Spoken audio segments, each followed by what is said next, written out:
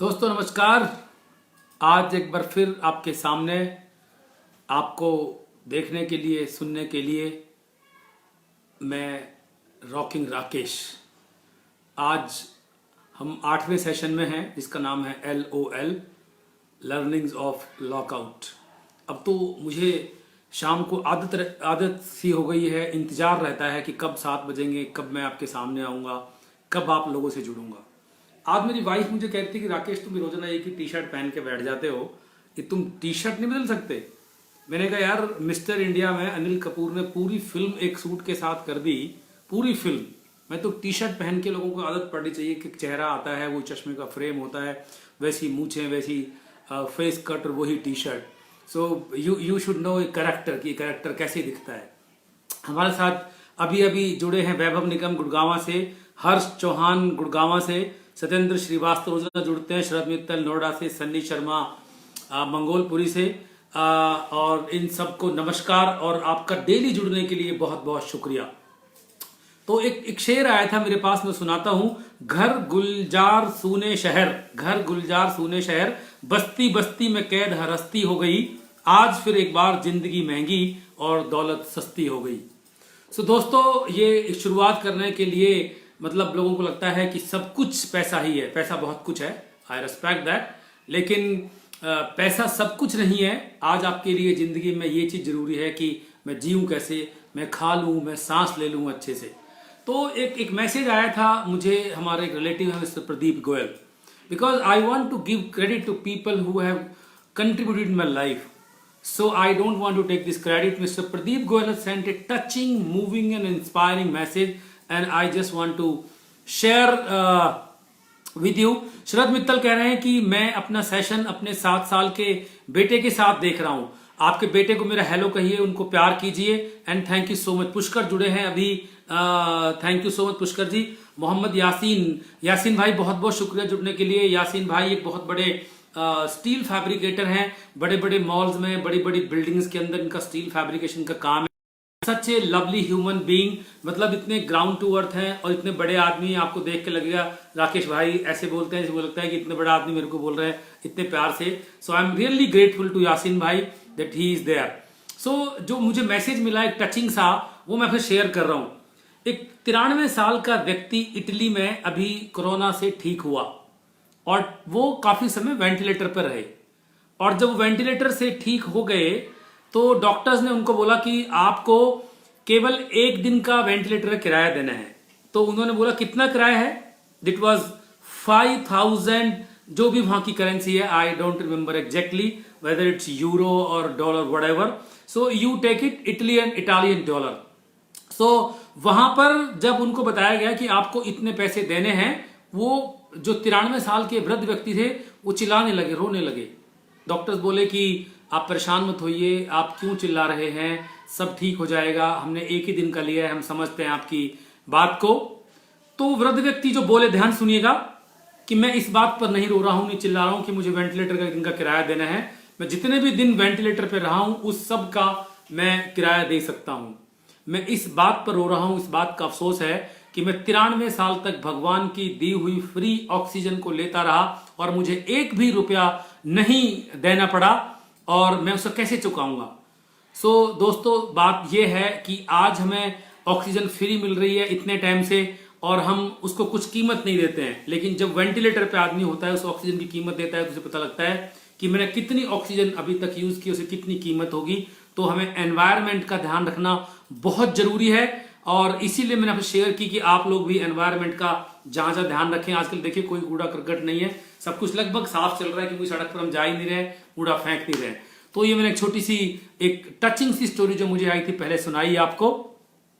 उसके बाद एक छोटी चीज और लिखी है, जरा सी कैद से घुटन होने लगी हमें, जरा सी कैद से घुटन होने लगी हमें तो पंछी पालने का बहुत शौक था। सो दोस्तों, जो भी लोग कैद में होते हैं, जो लोग आप किन चीज को पाल लेते हैं, उनका दम कितना घुटता होगा, किसी लिखने वाले ने लिखा है, तो एक एहसास की बात है। तो शुरू करते हैं एक स्टोरी से, और स्टोरी कुछ इस तरह से है कि एक बार रेगिस्तान का आलम है, एक रेगिस्तान है कहीं पर, और उस रेगिस्तान में बहुत गर्मी पड़ रही है, भीषण गर्मी पड़ रही है, और वहां पर एक पक्षी है जो फंस गया है इस गर्मी के अंदर, उसके पंख लगभग जल गए हैं और तड़फड़ा रहा है। और ऊपर से महामुनि नारद गुजर रहे हैं, उन्होंने देखा कि ये पक्षी की क्या दशा हो गई है। वो उनसे दशा देखी दी गई और वो विष्णु भगवान के पास पहुंचे कि भगवान ये पक्षी इतना तड़फड़ा रहा है, ये क्या हालत है, इसके लिए कुछ कीजिए प्लीज, आपसे प्रार्थना है। तो विष्णु भगवान ने उनकी तरफ जैसे घूर के देखते हैं वैसे देखा और उनको बोला कि अभी ये 7 जन्म तक ऐसे ही परेशान रहेगा ये आत्मा। नारद जी बड़े परेशान हुए, बोले कि प्रभु कुछ तो बताओ, कुछ तो में समाधान बताओ, समस्या कुछ प्रॉब्लम का सॉल्यूशन बताओ कि वो कुछ कर सके। आपने निर्णय कर लिया, उसके कर्मों का कुछ फल होगा, कुछ उसका प्रारब्ध होगा, कुछ संचित कर्म होंगे, वो सब आपका काम है। बट मैं तो कह रहा हूं कि उसको बेचारे को थोड़ी सी राहत कैसे मिल सकती है, कुछ राहत मिलने का तरीका है क्या? तो उन्होंने बताया कि इसको बोलना है कि 7 वर्ष का ये इसका रहे, 7 जन्म का ये इसका ये कष्ट है, लेकिन वो दिन में 7 बार धन्यवाद करे कि जो भी हो रहा है थैंक यू। नारद ने कहा बहुत बड़ी चाबी हाथ लग गई। तो नारद ने उसको जाके बोला पक्षी को, भैया देख जो तेरे साथ हो रहा है पक्षीराज, ये 7 जन्म तक होने वाला है, लेकिन इसकी दवाई मैं भगवान से पूछ के आया हूं, अब तेरे हाथ में है क्या करना है। तूने दिन में 7 बार थैंक यू बोलना है भगवान को, शुक्रिया शुक्रिया शुक्रिया, जो भी है 7 बार शुक्रिया बोलना है।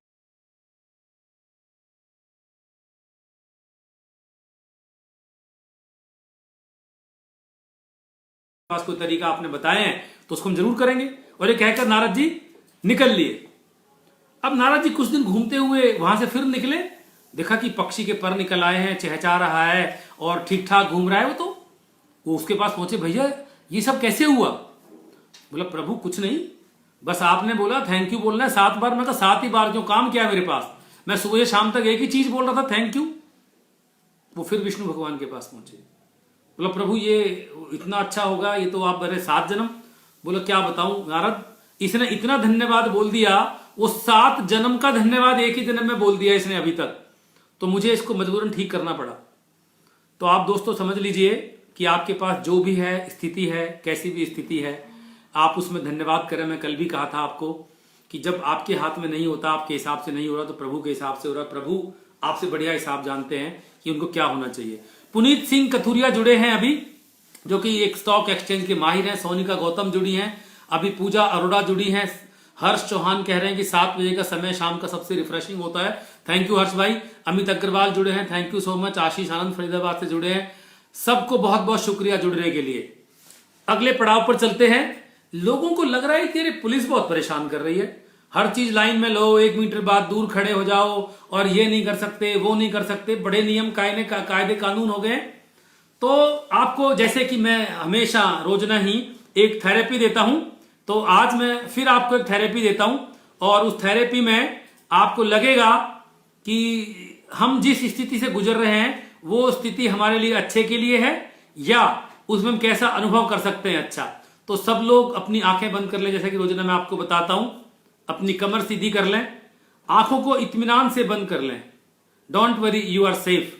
आंखों को बंद करके अपनी सांस पर ध्यान दें, अपने सांस को देखें, अपने सांस को सुने, अपने सांस को महसूस करें।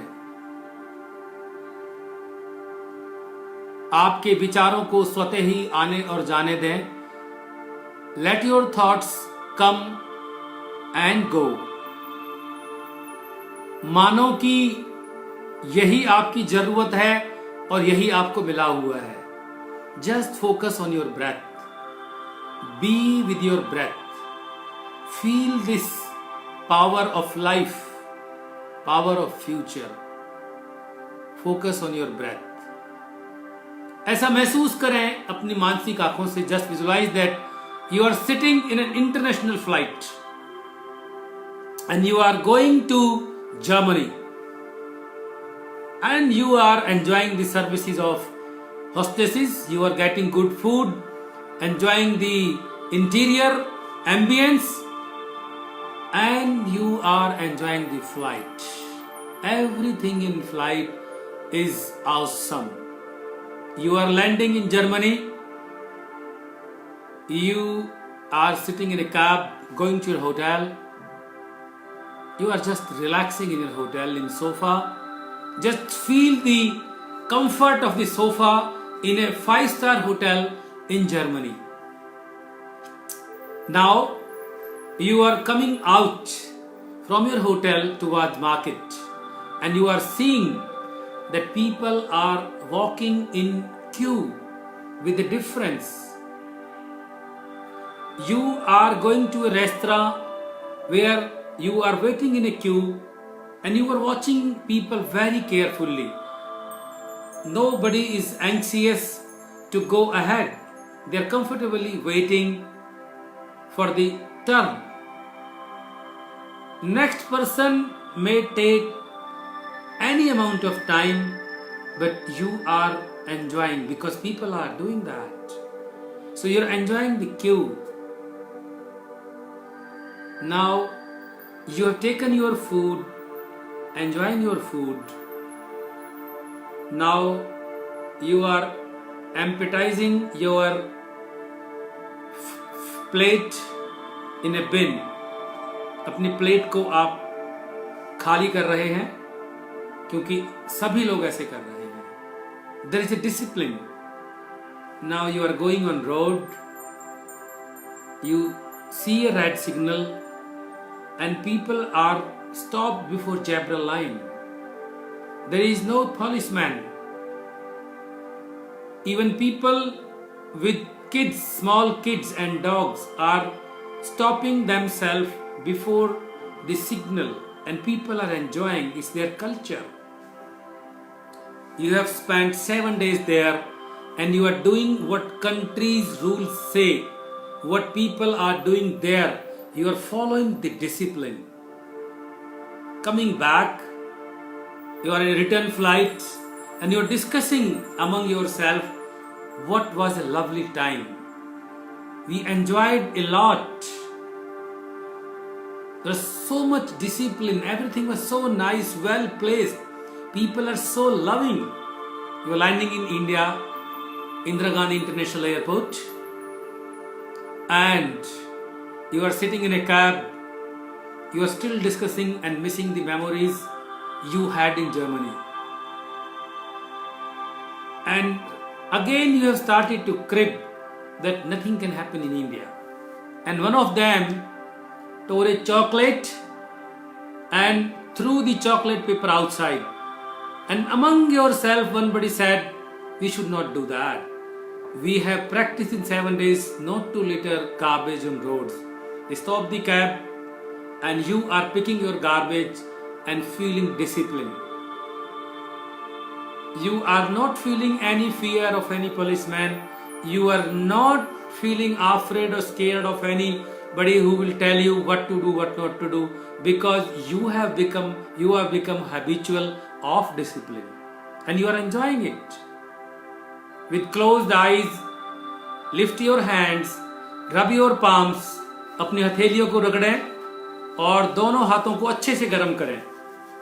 अच्छे से रगड़ने के बाद इन हथेलियों को बंद आंखों पर रखें और इस ऊर्जा को महसूस करें जो अपने लिए क्रिएट की है. उस डिसिप्लिन को महसूस करें जो आपने जर्मनी में जिया था और अपने आप से बात करें कि मैं इस डिसिप्लिन को हर जगह रखूंगा. मुझे इसको बताने के लिए पुलिस नहीं चाहिए, मुझको इसको बताने के लिए कोई व्यक्ति नहीं चाहिए. आप धीरे धीरे अपने हाथ अपनी आंखों से हटा सकते हैं और अपनी आंखें खोल सकते हैं. I hope you enjoyed this guided meditation and you enjoyed it. You are feeling relaxed, you are feeling smoothing, you are feeling relaxed, and just type yes if you are really enjoying it.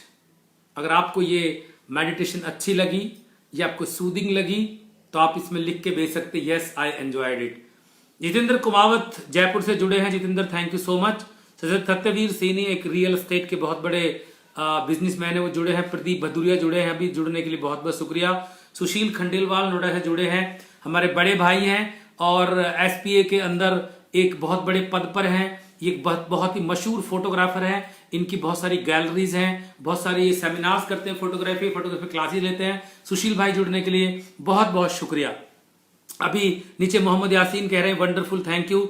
Rohit Surendra Nagia जुड़े हैं, रोहित जी जुड़ने के लिए। रोहित जी बहुत बड़े architect हैं जो कि बहुत ही तरीके से मतलब चीजों को करते हैं और लोगों को पढ़ाते हैं कि एक आर्किटेक्चर में और एक स्पेशल आर्किटेक्चर में क्या फर्क है। मितेश उपाध्याय जयपुर से जुड़े हैं। अभी पुनीत सिंह जुड़े हैं, थैंक यू सो मच जुड़ने के लिए। मोहित ठुकराल जुड़े हैं, मोहित जी जुड़ने के लिए बहुत बहुत शुक्रिया। तो ये आपने एक स्टोरी सुनी, थेरेपी देखी। अभी हम आते हैं आज का बिगडम बैश। बिगडम बैश मतलब वो बड़े लोग क्या करते हैं, वो किस तरह से जीते हैं। सो जो बड़े लोग हैं, सो कॉल्ड बड़े लोग, जिन्हें बड़े लोग कहते हैं, वो में उन लोगों के अंदर एक खास बात होती है कि वो लोग डिसीजन बहुत फास्ट करते हैं। तो आज हम बात करेंगे डिसीजन मेकिंग में। अपने आप से, आप अंतरात्मा से पूछो कि आपकी डिसीजन मेकिंग कितनी फास्ट है। कभी कभी आपको लगता है कि आपके डिसीजन स्लो होते हैं, आप नहीं कर पाते हैं, आप दुविधा में रहते हैं। तो आज हम बात करेंगे उन बड़े लोगों की जो डिसीजन फास्ट करते हैं। आपके डिसीजन जितने फास्ट होंगे, लाइफ में हो सकता है गलत हो जाए। तो कहते हैं ना कि वो एक्सपीरियंस कैसे होता है लोगों को। So experience come from good decisions and good decisions come from experience and experience come from bad decisions. जब आप फैसले गलत लेंगे तो आपको एक्सपीरियंस होगा, एक्सपीरियंस होंगे तो अच्छे फैसले ले पाएंगे, बट आपको एक्सपीरियंस के लिए फैसले तो लेने ही होंगे। श्री कृष्ण से गीता में पूछा कि जब कर्म करने का फायदा ही नहीं है, कर्म के फल आपके हाथ में नहीं है, तो कर्म क्यों करूं। तो उन्होंने कहा कर्म ना करना भी एक कर्म है, उसका भी आपको फल मिलेगा। तो कर्म तो करना ही पड़ेगा, डिसीजन तो लेना ही पड़ेगा, नहीं लोगे तो वो भी एक डिसीजन है। सो डिसीजन मेकिंग आप क्यों नहीं कर पाते, उसकी अक्सर दो वजह होती हैं। नंबर एक, डर। आपको कुछ खोने का डर होता है, इसलिए आप डिसीजन नहीं लेते। नंबर दो, आपके पास दो चॉइसेस होती हैं, तीन चॉइसेस होती हैं जो आप सोच नहीं पाते कि इसको फैसला करूं या इसको फैसला करूं। तो यहां पर एक डेविड एलन की बुक है गेटिंग थिंग्स डन, उससे मैंने सीखा था कि आप एक कागज पे लिख लें choice number 1, choice number 2, choice number 3, जितनी भी चॉइस हैं, और उन सब के प्लस माइनस भी लिख लें। क्योंकि अक्सर आप दिमाग में सोचते हैं यहां पर, और यहां पर कोई स्लेट नहीं है, यहां पर कुछ दिख नहीं रहा आपको। वहीं पे आप सोच रहे हैं, वहीं पे प्लस कर रहे हैं, वहीं पे माइनस कर रहे हैं, कुछ समझ ही नहीं आ रहा है, and you are struggling within yourself. तो आपको क्या करना है, कागज का टुकड़ा लेना है, A4 शीट, उस पे option number 1, option number 2, option number 3, उसमें आपने दोनों के प्लस माइनस लिखने। इसको मैनेजमेंट में कई बार शॉर्ट टेस्ट भी कहते हैं, मैं उसका एक आधा हिस्सा बताया सरल करके। तो आप जब प्लस माइनस लिखेंगे तो जिसके ज्यादा प्लस है, कम माइनस है, उसको चूज कर लीजिए, सिंपल सी बात है। और उसको चूज करने के बाद जो भी होगा वो अच्छा ही होगा, और उसके बाद भी गलत होगा तो आप कह सकते हैं लोगों के पूछने पर कि भैया लिख के सोच समझ के फैसला किया था, पूरे होशो हवास में किया था। तो लोग कहेंगे भैया ये शीट तो बहुत अच्छी है, अब गलती हो गई तो हो गई, ये आपके हाथ में नहीं थी। लेकिन आपके पास ऐसे तथ्य हैं, ऐसे प्रमाण है जो कहते हैं कि बड़ी सूझबूझ के साथ फैसला लिया था। और फियर, जहां तक सवाल है, फियर की हम किसी दिन और बात करेंगे। फियर वो चीज है जो हुई नहीं होती, लेकिन आप ये मान लेते हैं कि ये हो गई है, और उससे प्रभावित होकर आप फैसले नहीं लेते हैं। तीसरा एक छोटा सा और कारण है, जिसको बहुत बड़ा कारण नहीं मानता, लेकिन फिर भी है। मैंने काफी लोगों से बात करने के बाद ये अनुभव से सीखा कि लोग कंफर्ट जोन में रहते हैं। तो इसका नाम मैंने रखा है KCRH। लोग फैसले क्यों नहीं लेते हैं? Because of KCRH। काम चल रहा है, क्यों फैसला लूं, फैसला लूंगा तो मुझे करना पड़ेगा। वो पंजाबी में कहावत है ना, जो बोले वही कुंडी खोले। तो बोला फैसला लिया तू ही कर ले भैया, तो बोला मैं फैसला लूंगा मुझे ही करना पड़ेगा। तो कहने का मतलब यह है कि फैसले अक्सर दो कारणों से नहीं लेते हैं, या तो फियर फैक्टर या बहुत सारे ऑप्शन है। और जो बहुत सारे ऑप्शन का तरीका बता दिया है, कंफर्ट जोन आपकी चॉइस है, तो वो आप उसमें रहना चाहते हैं, तो किसी को कोई दिक्कत नहीं है। अभी नीचे और कौन कौन जुड़े हैं जरा उनको देख लेते हैं। राजीव गुप्ता जुड़े हैं, बहुत बड़े आर्किटेक्ट हैं। राजीव जी डेली जुड़ते हैं। राजीव जी बहुत बहुत शुक्रिया। आशीष आनंद कह रहे हैं कि after a hectic mindful day feeling of soothing relaxation, thank you so much. Satendra ji जुड़ने के लिए बहुत शुक्रिया। Anyway, coming back to discussion. So decision making has to be fast if you want to become that बड़े लोग। अगर आप decision नहीं लेंगे तो आप अटके रहेंगे, और लोग आपको बहुत विचलित करने की कोशिश करेंगे। वो आपके हाथ में है, आपको क्या करना है। यश धमीजा भी जुड़े हैं, यश जी जुड़ने के लिए बहुत बहुत शुक्रिया। आप डेली जुड़ते हैं। अभी आते हैं आज के टॉपिक पे, जो मैंने आपको लिख के भेजा था। उसका नाम था एज ऑफ टॉलरेंस। टॉलरेंस माने सहिष्णुता। सहिष्णुता की जो धार है ना, वो बहुत पतली है। लेकिन उससे पहले मैं कल के टॉपिक को थोड़ा दोबारा छूऊंगा, जो मैंने बताया था रीडिफाइनिंग कंप्रोमाइज। तो कंप्रोमाइज जो मैंने बताया था, compromise is about listening, is about respect, is about giving space to people whom you love or to whom you want to give the space. And third is, if you don't want to accept it, say no politely, gently, respectfully. You have your own limits. ये मैं कल आपको बता चुका हूं. अगर जो इसके बारे में डिटेल में देखना चाहते हैं तो कल का वीडियो ऑलरेडी फेसबुक पर लोडेड है, वो आप देख सकते हैं. तो आज हम चलते हैं इसी से अगले सब्जेक्ट पर. इस कंप्रोमाइज से बचने के लिए आपके अंदर एक सहिष्णुता का भाव होना चाहिए. सहिष्णुता पीछे चला भी था कि लोगों में सहिष्णुता नहीं है, टॉलरेंस नहीं है, तो वो पॉलिटिक्स में नहीं जाएंगे, लेकिन हम टॉलरेंस पे रहेंगे. तो टॉलरेंस जो है, टॉलरेंस के लिए कुछ चीजें चाहिए. सबसे पहले आपके शरीर में जान होनी चाहिए. कमजोर आदमी को गुस्सा बहुत आता है, तो लगता है कि टॉलरेंस नहीं है. भूखे आदमी को, बीमार आदमी को चिड़चिड़ापन हो ही जाएगा. जिसको नींद आ रही है उसको चिड़चिड़ापन होगा ही. आपको पता ही नहीं है चिड़चिड़ापन क्यों है. आप तो सोच रहे हो आदमी ऐसी, टॉलरेंस ही नहीं है बिल्कुल यार. आपको नहीं पता उसकी स्थिति क्या है. You can't make an judgement about other people. You can't tag them with that they are not tolerant. तो आपको समझना पड़ेगा कि टॉलरेंस के लिए सबसे पहले एनर्जी चाहिए. अगर आपके अंदर एनर्जी पूरी है तो संभावना है कि आपके अंदर टॉलरेंस की जो क्षमता है, सहिष्णुता की क्षमता है, जो एज ऑफ टॉलरेंस है, वो अच्छी है. तो सबसे पहले आपको चाहिए एनर्जी. एनर्जी के बाद दूसरी चीज चाहिए आपको आप विजडम. आपको पता होना चाहिए कि क्या गलत है, क्या सही है. अब आप कह सकते हैं कि गलत और सही की परिभाषा बड़ी सब्जेक्टिव है. हर एक अपने हिसाब से गलत बताएगा और कोई सही बताएगा. बिल्कुल ठीक कह रहे हैं आप, ऐसा हो सकता है. तो आपको क्या करना है, आपको ये देखना है कि आपकी कल्चर क्या कहती है और लॉ और ऑर्डर क्या, लॉ एंड ऑर्डर क्या कहता है, मतलब कानून क्या कहता है, और आपके घर की या परिवार की या समाज की कल्चर क्या कहती है. उसके हिसाब से आप मोटा मोटा निकाल सकते हैं कि क्या गलत है, क्या सही है. अगर आपको लगता है कि मुझे कुछ अलग से करना है, then you need to convince people. आपको उनसे समय लेना पड़ेगा कि मुझे भैया आप 1 महीने का, 1 दिन का, 1 साल का समय दो. जैसे काफी सारे स्टूडेंट्स कहते हैं, अगेन ये कंप्रोमाइज और टॉलरेंस जुड़े हुए सब्जेक्ट हैं. कंप्रोमाइज में कई बार स्टूडेंट कहते हैं कि सर हम कंप्रोमाइज क्यों करें. तो कई बार कंप्रोमाइज के अंदर एक चीज होती है प्रोसेस. अगर डायमंड बनना है तो उसको प्रोसेस से गुजरना ही पड़ेगा. उसको आप ये नहीं कह सकते कंप्रोमाइज कर रहा है. वो टॉलरेंस है, सहिष्णुता है, वो प्रोसेस का हिस्सा है. अगर आपको उस हिस्से से निकलना है तो निकलना पड़ेगा, वो प्रोसेस है. तो कंप्रोमाइज नहीं है वो. We need to understand the differences, because हमें ये पढ़ाया नहीं जाता कि हमारे वेदों और शास्त्रों में लिखा हुआ है. परसों में रामायण की कुछ कड़ियां देख रहा था, तो उसमें बच्चों को वन भेजा जा रहा था. तो बच्चे पूछे कि हम वन में क्यों जा रहे हैं. बोला परंपरा है, आपको वहां पढ़ने के लिए जाना है. सभी जगह आपको वहां पे जमीन पे सोना होगा, भिक्षा मांगनी होगी. तो उसमें से वो बोले युवराज में से मैं तो बड़ी माँ से भिक्षा लूंगा, महल में आके अच्छी भिक्षा देंगी. बोला महल से भिक्षा मांगना वर्जित है. बोला कारण क्या है, आप सवाल पूछ सकते हो. तो उन्होंने बोला कि अगर कुछ धनी बच्चे भिक्षा ले लेंगे धनी माँ बाप से, तो जो निर्धन बच्चे हैं उनके अंदर हीन भावना होगी. तो सबको एक समान जमीन पे सोना है, सबको एक ही लोगों से, एक ही तरीके लोगों से एक ही तरीके से भिक्षा मांगनी है. तो आपको सब समान दृष्टि से रहे. तो टॉलरेंस की बात कर रहे थे. Coming back to subject, number 1 energy, number 2 wisdom. Wisdom में आपको क्या देखना है, क्या गलत है, क्या सही है. गलत सही का पैमाना क्या है, आपके परिवार की, आपकी सोसाइटी की, आपके देश की कल्चर क्या है, प्लस लॉ एंड ऑर्डर क्या कहता है. उसके हिसाब से एवरेज ब्रॉडली आपको पता लग जाएगा कि क्या गलत है, क्या सही है. आपकी एनर्जी ठीक है, आपका विजडम ठीक है. तीसरी बात बहुत जरूरी, आप किस चीज को ज्यादा वैल्यू देते हैं, किस रिलेशनशिप को ज्यादा वैल्यू देते हैं. अगर कोई रिलेशन आपके लिए महत्वपूर्ण नहीं है तो आपकी टॉलरेंस पावर डिफरेंट होगी. अगर कोई रिलेशन आपके लिए महत्वपूर्ण है तो आपकी टॉलरेंस पावर डिफरेंट होगी.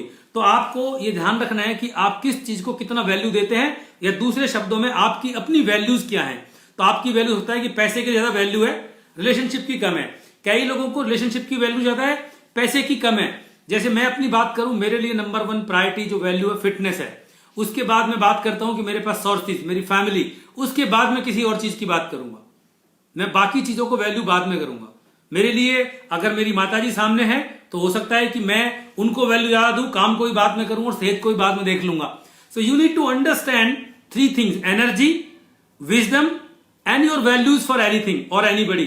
अगर ये 3 चीज आपकी अलाइनमेंट में है और 3 चीज आपकी ठीक है, you would be broadly far or more, less or far, you will be more tolerant. So I hope I am trying to help you with my experience, with my awareness. I am not the final verdict of society or country or law. I am just sharing what I know, what I experience, how I decide. So I am just sharing with you what I do. So this was about today's subject. Now coming back to safety tip, being firefighter, fire expert, मैं लोगों को बताता हूं कि समाज में corona का जो भय है, कोरोना को जो ट्रीटमेंट चल रहा है, उसके लिए सुरक्षा के उपाय ले रहे हैं, तो हमें फायर सेफ्टी का ध्यान रखना बहुत जरूरी है। मैं जहां भी जाता हूं फायर सेफ्टी की बात जरूर करता हूं, चाहे पेट्रोल पंप हो, जो सिनेमा हो या बैंक हो, मैं चेक करता हूं इक्विपमेंट ठीक है कि नहीं, लोगों को चलाना आता है कि नहीं आता। It's my job. I work with FSAI vice chairman. This is my job to open chapters in colleges for safety awareness, to give lectures to RWAs, federations, associations in big organizations. If you need my help, you please let me know. On fire safety, if you want to know everything, anything, if you want to have any product or services, if you need any consultancy audit, I am here to help you. अभी रमेश जासवाल जुड़े हैं, राज तोमर जुड़े हैं। राज तोमर एक बहुत बड़े सुरक्षा अधिकारी हैं, एक बहुत बड़े ग्रुप में, और बड़े भाई जैसे हैं, नेवी से रिटायर्ड हैं और आज भी ऐसे ही जीते हैं नेवी सील्स की तरह। तो राज जी को मैं प्रणाम करता हूं, जुड़ने के लिए बहुत बहुत शुक्रिया राज जी। तो मैं बात करता फायर सेफ्टी टिप्स की। आज थोड़ा हम बाहर निकलते हैं फायर सेफ्टी के लिए। मैं बात करूंगा RWS की, मैं बात करूंगा मोहल्लों की, मैं बात करूंगा आपके फ्रेंड सर्कल की, मैं बात करूंगा आपके बच्चों की, आपके रिलेटिव्स की। तो आज आपने जाके क्या करना है, यहां से जाने के बाद आपके पास काफी समय लॉकडाउन में, आप लोगों से पूछें जो आपके लिए महत्वपूर्ण है कि भैया आपको पता है कि आग लग जाए तो क्या करना चाहिए। वो कुछ कुछ बोलेंगे। तो मैंने आपको बताया कि आग कितने प्रकार की होगी, किस पे क्या लगाना यूज कर सकते हैं, किस पे यूज नहीं कर सकते। आप उनसे पूछिए। मैं बड़ी बड़ी ऑर्गेनाइजेशन में पूछता हूं जाके कि जैसे पुलिस को बुलाने के लिए 100 नंबर आप डायल करते हैं, आप फायर हो जाए तो किस नंबर पे डायल करेंगे कि फायर ब्रिगेड आएगी। People are confuse. I am repeating it, it is 101। आप पूछ के देखना अपने बच्चों से, आप ट्रेन करो उनको कि बेटा कभी भी आग की दुर्घटना में 101 याद कर लो। हमारे एक साजिद भाई हैं भोपाल में, चीफ फायर ऑफिसर है, उनका एक शौक है किसी जगह भी जाएं तो लगभग रोजाना 365 दिन है, 365 दिन ही कुछ ना कुछ ट्रेनिंग देते हैं, खासकर वो स्कूल के बच्चों को, ऑर्गेनाइजेशन को। वो शादी में किसी शहर में जाएंगे, कुछ ना कुछ ढूंढ लेंगे, कोई स्कूल कॉलेज, वहां परमिशन लेंगे और परमिशन उन्हें मिल जाती है क्योंकि लोग इतना सम्मान करते हैं उनका। तो बताते हैं कि मेरा नाम साजिद है, मेरे को आप आंख में पट्टी बांधो तब भी साजिद रहूंगा, मेरे को पिटाई कर लो तब भी साजिद रहूंगा। ऐसे ही आप लोग याद कर लो कि फायर ब्रिगेड का नंबर है, ब्रिगेड का नंबर 101, 101 नंबर। तो अपने बच्चों से पूछें कि बेटा आग लगने की दुर्घटना में क्या नंबर होना चाहिए। अपने दोस्तों से, अपनी सोसाइटी में, अपने RW में, अगर कहीं मोहल्ला है सबसे पूछें। हम पहले चौपाल हुआ करती थी। मैं कई बार अपने जितने भी हमारे साथी हैं, मेरे I have coached more than 1000 entrepreneurs, I have coached 10,000 of people as a whole in terms of corporate. I call them on a chaupal sometime. 2 घंटे शाम को बैठते हैं, गपशप करते हैं, कुछ लर्निंग एक्सचेंज करते हैं। You do a chaupal in your mohalla, you call everybody, have a cup of tea and some snacks and ask them what we can do for children, what we can do for safety of society. So आप चौपाल में पहले ऐसे होता था, अब चौपाल system खत्म हो गया शहर में, गांव में अभी भी होता है, लोग मिलते हैं, बैठते हैं, एक दूसरे का हालचाल पूछते हैं। तो आप अपने मोहल्ले में, अपनी RW में, अपने ऑफिस में अपने बच्चों से पूछो कि आग लगने पे क्या नंबर याद रखेंगे, आग कितने प्रकार की होती है, आग लगने पे क्या क्या करना है, क्या क्या नहीं करना है। तो मैं आपको दोबारा बता रहा हूं, आग लगने में पैनिक नहीं होना है क्योंकि लोग आग से नहीं मरते, भगदड़ से और धुएं से मरते हैं। आपको धुएं से बचना है, मैं आपको बता चुका हूं पिछले वीडियोस में, मैं फिर भी आपको दोहरा रहा हूं। आपको आग लगने की स्थिति में भाग दौड़ नहीं करनी है, धुएं से बचना है। आपको पिछले दरवाजे से अगर हैं तो वहां से निकलना है। आपके पास लैडर होनी चाहिए निकलने के लिए। अगर लैडर फिक्स नहीं है तो लटकाने वाली लैडर खरीद सकते हैं, मार्केट में मिलती है, नहीं मिलती है मुझे बताइए, मैं आपकी हेल्प करूंगा। कुछ भी नहीं है, अपने कपड़ों को उतार कर, उस समय आपको जान बचानी है, कौन क्या कहेगा छोड़ दो।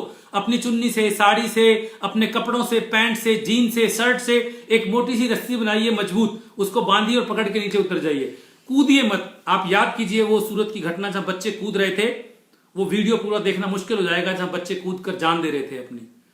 It's horrible. ये दुर्घटना दोबारा ना हो, ये जिम्मेदारी सिर्फ गवर्नमेंट की नहीं है, फायर ब्रिगेड डिपार्टमेंट की नहीं है, हम सब की है।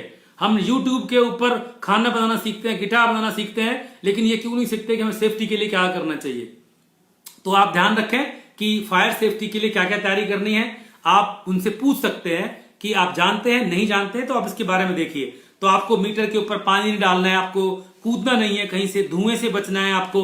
आप कहीं पर अगर गैस की स्मेल देख रहे हैं तो मोबाइल और बिजली के आपको स्विचेज ऑन ऑफ नहीं करना है। तो इन सब चीजों का आपको ध्यान रखना है। इस बात के साथ मैं आज के इस सेशन को, LOL को, लर्निंग्स ऑफ लॉकडाउन को विराम देता हूं।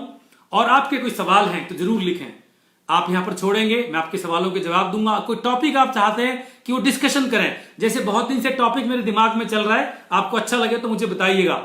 तो वो टॉपिक ये है कि जब बच्चे 12वीं करने के बाद कॉलेज में जाते हैं तो बच्चों के दिमाग में बड़े रंगीन सपने होते हैं, होने भी चाहिए। और माँ बाप को क्या होता है कि बच्चे कॉलेज में जाएंगे, पता नहीं पढ़ेंगे नहीं पढ़ेंगे, और अब ये तो मौज मस्ती ज्यादा करेंगे। टीचर्स की अलग परेशानी है।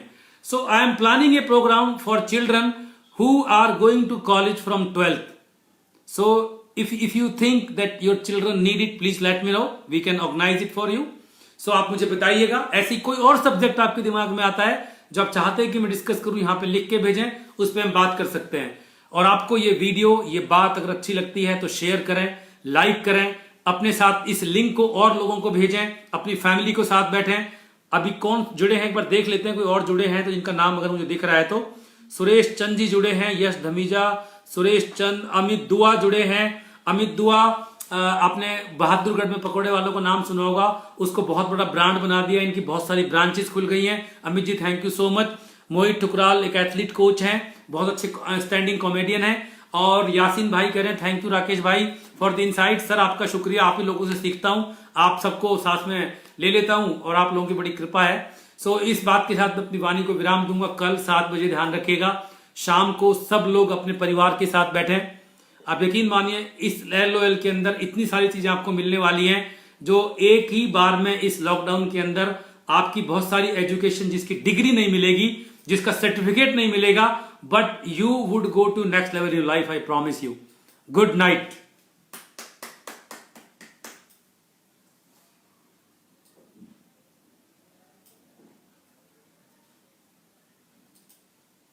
आप तो सबका प्रमोशन करने